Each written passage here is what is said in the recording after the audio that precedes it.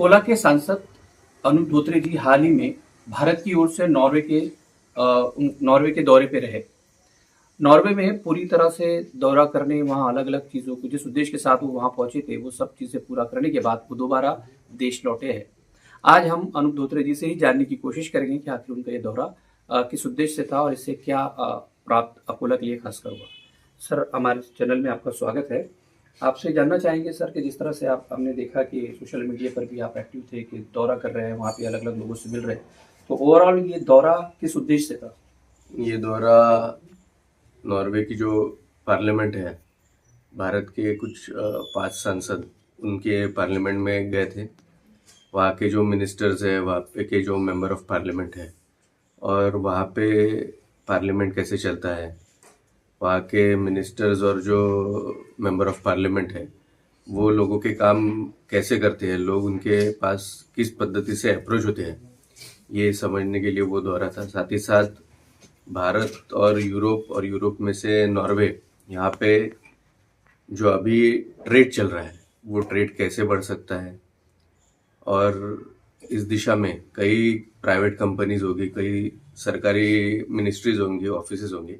इनसे हमारी उस समय 5 दिन का जो दौरा था उसमें मीटिंग हुई थी। सर, दौरे के उद्देश्य और ये भी चीज़ें देखने में आई कि जैसे जेंडर इक्वालिटी, डिजिटलाइजेशन और ऐसे और मुद्दे थे, तो इस संदर्भ में क्या चीज़ें विस्तार से हुई? जेंडर इक्वलिटी और जो महिलाओं के बारे में हमारी मीटिंग हुई थी, वहाँ पे यूनाइटेड नेशन वुमेन जो अंतर्राष्ट्रीय संस्था है जो महिलाओं के लिए काम करती है, वहाँ पे सरकारी ऑफिसेज होंगे, प्राइवेट ऑफिसेज होंगे। इस ऑफिसेज में महिलाओं को ज़्यादा से ज़्यादा रोजगार कैसे मिल सकता है, महिलाओं में जो टैलेंट है वो कैसे यूज़ हो सकता है, इसके लिए चर्चा हुई है। साथ ही साथ महिलाओं के हित में भारत में क्या पॉलिसीज़ है और नॉर्वे में क्या पॉलिसीज़ है, इस बारे में चर्चा हुई है। साथ ही साथ जो बच्चे हैं उनके स्कूल कैसे चलते हैं, इसलिए हमें नॉर्वे के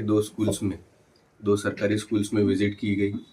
नॉर्वे के स्कूल के माध्यम से महिलाओं को जो जॉब करती है, अधिकतम महिलाएं जो जॉब करती है, तो उन्हें इसका क्या फ़ायदा होता है, इस बारे में भी मीटिंग हुई। सर, एक ये चीज़ कि जैसे बतौर अकोला सांसद आप जो है तो वहाँ पर विजिट किए, तो वहाँ जो चीज़ें आपने उसका मुआयना किया, जायज़ा लिया, तो अकोला के लिए विशेष रूप से किस तरह से उसका आपके इस कार्यकाल में इम्प्लीमेंटेशन की संभावना है?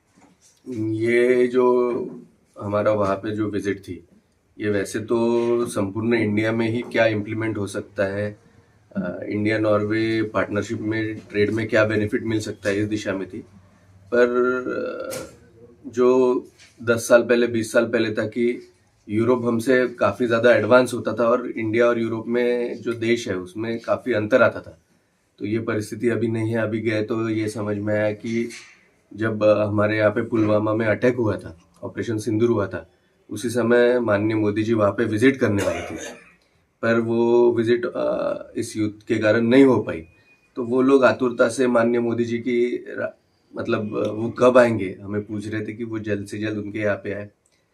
परंतु वहाँ पे और इंडिया में, भारत में जो अभी हमें फ़र्क दिखता है वो यही है कि थोड़ा ऑटोमाइजेशन जिसे हम कहते हैं वो हमारे यहाँ से वहाँ पे ज़्यादा है, पर कई चीज़ों में अभी हमारा देश ही उनसे आगे।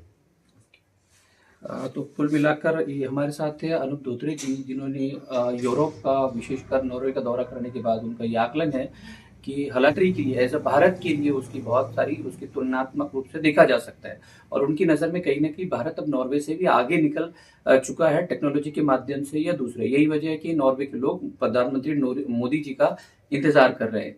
उम्मीद की जा रही है कि संसद का ये दौरा अकोला के लिए भी एक भविष्य में और बेहतर ऑप्शन पैदा कर सके। अकोला से बी संवाद न्यूज के लिए कैमरामैन उजर के साथ रिजवान खान।